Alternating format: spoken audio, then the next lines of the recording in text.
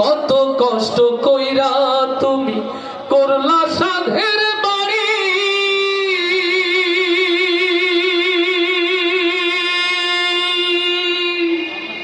সেই বাড়িতে ঠাই হবে না, যাইতে হবে ছাড়ি।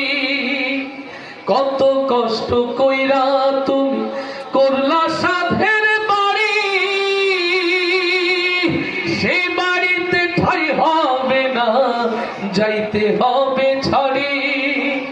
মিছে মায়ার মোহে পড়ে রবের বিধান ভুইল না, এই দুনিয়ার মোহে পড়ে আল কোরআনকে ভুইল না। পাপ পুণ্যের হিসাব একদিন করবে মালিক রব্বানা।